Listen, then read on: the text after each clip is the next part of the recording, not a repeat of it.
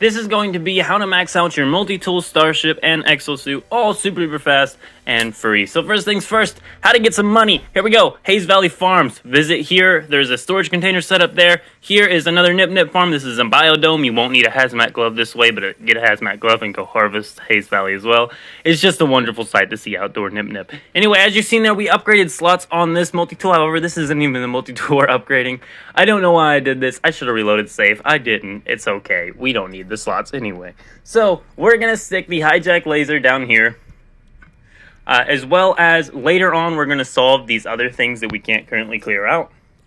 We have the analyze visor right there. We have the volaptic, whatever that is. That basically just makes it to where you do more damage when something is paralyzed. We hopefully put the paralysis mortar on this baby. If we didn't, I need to be adding that. But as you can see here, we did do all three of the analysis visor upgrades, those first two there, and then we will be unlocking the combat scope later. I just like the combat scope, and as you can see here, like I said, paralysis mortar, this way you can paralyze some of the larger enemies and then mow them down because you're doing 30% more damage to paralyzed enemies. Remember to get that upgrade. Super duper easy damage buff. Always do that. Advanced mining laser, we're gonna need that. This is our expedition multi-tool. We're doing everything on one multi-tool, like I'd never want to do because some multi-tools are better for other things, but I'll get onto that in another video, explaining the differences between the types of multi-tools. But as you can see here, a cloaking device is always fun. I love the cloaking device. It's just kind of fun to watch yourself go invisible, honestly, but also it is helpful because you can hide from enemies with it, and if you're low on health, that might be important, especially if you have like a place to hide or something like that. Terrain manipulator, just because terrain manipulator, you're gonna need a terrain manipulator. This is my expedition multi-tool. I don't want to have to switch to another one. I'm just gonna use this one. Anyway, next thing you want to do is head to the anomaly and get your upgrades bought if you have not already. Hopefully you have some nanites. If you do not have some nanites, we will be doing something in the near future in this video that will give you a ton of nanites anyway. However, I already had plenty. I have a guide over 10,000 nanites in 5 minutes down below if you want to check that out. It's super duper quick, super duper easy. Nanites, guys. Get all your multi-tool upgrades bought. I'm doing the pulse spitter. I actually didn't buy everything, but we did have our paralysis mortar unlocked, and that is all I gave a crap about. And then we also needed the pulse spitter, as well as some other thing, as well as the combat scope wasn't unlocked yet. I wanted the combat scope. I love the combat scope. I don't know why more people don't use the combat scope. Now that we have our cloaking, we are going to be going to a portal on the anomaly. This way we are able to teleport to criminal galaxies. That is right, we need to go to a space station of an outlaw galaxy. If you have not already unlocked one, I will be showing you in the near future of this video how to find one of these babies. But what you need to know is there is a skull icon on their galaxy icon. As you can see here, here we go. Go to your contraband agent. We're going to be buying some things here. Buy the suspicious packet goods, suspicious packet arms, and repair kits. Also tech. So 4 things. Anywho, repair kits, I didn't buy on this one. I started buying them. These are going to allow you to unlock those slots that are grayed out because of like sentinel crap on them. On your multi-tool, you can just use a repair kit. You don't have to go farm the dissonance mirrors that way.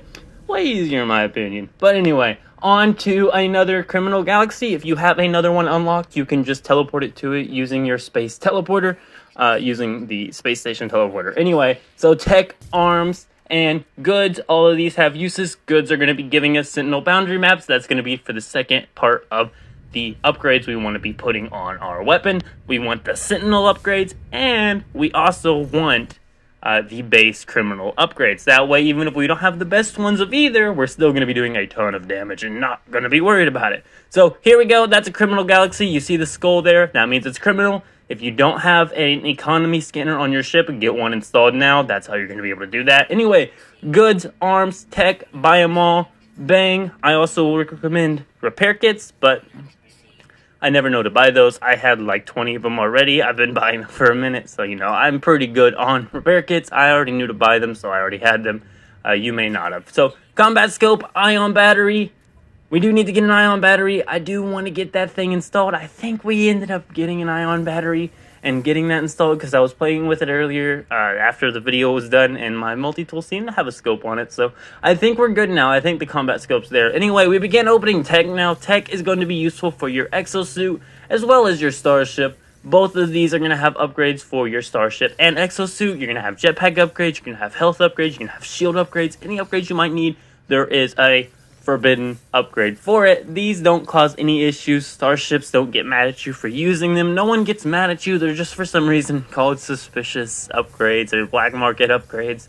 But nobody gets mad at you for it. They will not take you on a star police run just for using these. You can use these legally. They're just called illegal. So, don't worry about it. They're suspicious, not illegal. And they're black market, not illegal. So remember, there's a difference, guys. But anyway, we began installing the pulse splitter upgrades.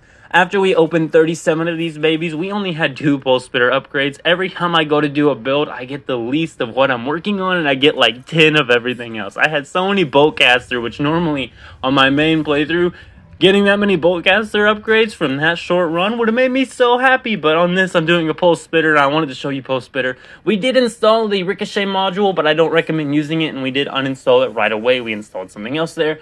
Get all the other pulse splitter upgrades installed. You're going to want those. As you can see, we have room for 1 more forbidden upgrade. Every single type of mod can have 3 of them.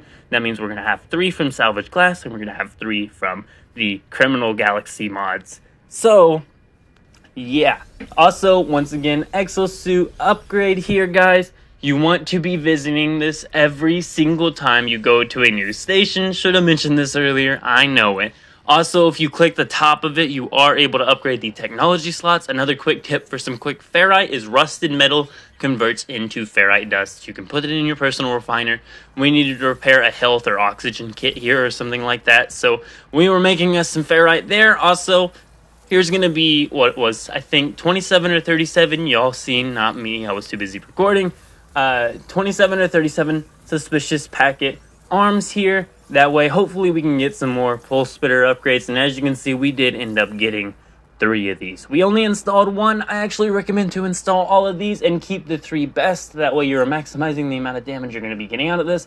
I also align them like this so all the pulse splitter mods are connecting. It does affect damage for some weird reason, but yeah, just make sure all your pulse splitter parts are as close together as possible. You want all your weapons in like a 9x9 square, basically. That's the best way to handle it, especially for the pulse splitters. Certain weapons are a little different because they have less mods or more mods and things like that, but as for the pulse splitter, 9x9 square is plenty enough to be upgrading it. We also went through and seen if maybe any of these Exo-Suit upgrades would be worth it. We uninstalled anything broken and installed some more forbidden spots in their place just to fill the holes.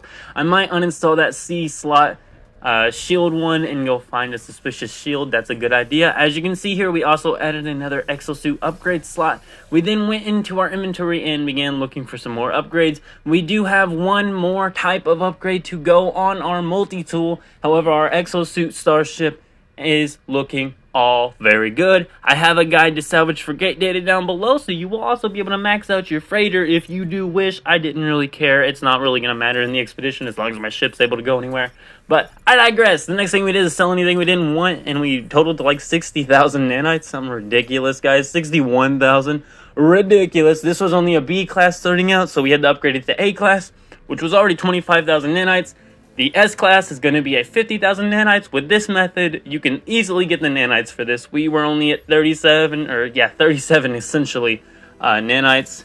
So we needed about 13,000 more nanites to go. That was easily obtainable. Eventually, I probably will be getting those, but since the expedition is so close at 77%, right when we were recording this, now it's probably 82%. We're getting Claire, guys. You definitely want to get your multi-tools upgraded now, guys. Come on. So the next thing we did is open up the suspicious packet goods. The reason why we were doing this is because we were looking for Sentinel boundary maps. Sentinel boundary maps are able to be used, and when you use them, they will tell you the location of a Sentinel nest. A Sentinel nest is going to be something that you can go to. It'll have a bunch of Sentinels at, and if you build a base outside of it with a portal, you can portal there and portal back, and also hop in your ship, hop out, even in the middle of battle, reload the restore point, and they won't be aggro towards you. Anyway, on to this. This is going to be for deuterium, dihydrogen, plus one more ingredient, pretty easy to get, tritium combined will give you deuterium. Dihydrogen can be smelted down from dihydrogen jelly, which can be bought at space stations, and also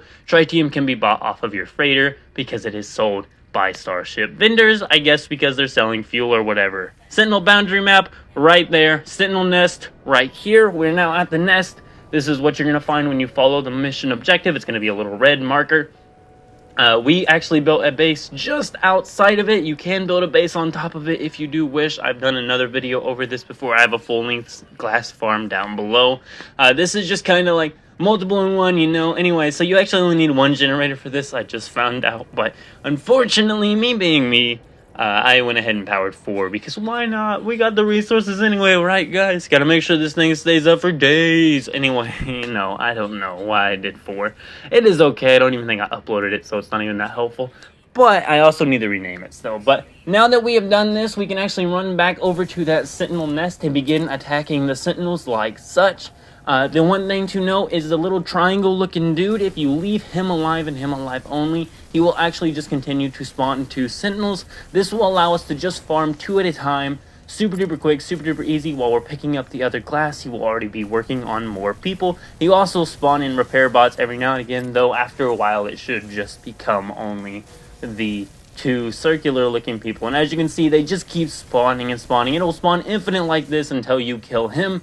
When you're done, you can just hop on your ship, hop out, reload your store point. Everybody will be cool again. You're then going to want to open all that salvage glass goodness, and we're going to be looking for 2 specific mods right here, and one is going to be for our multi-tool, the other one's going to be for our Exo-Suit. I already have them all on my Exo-Suit, but I do hope to upgrade them on my Exo-Suit.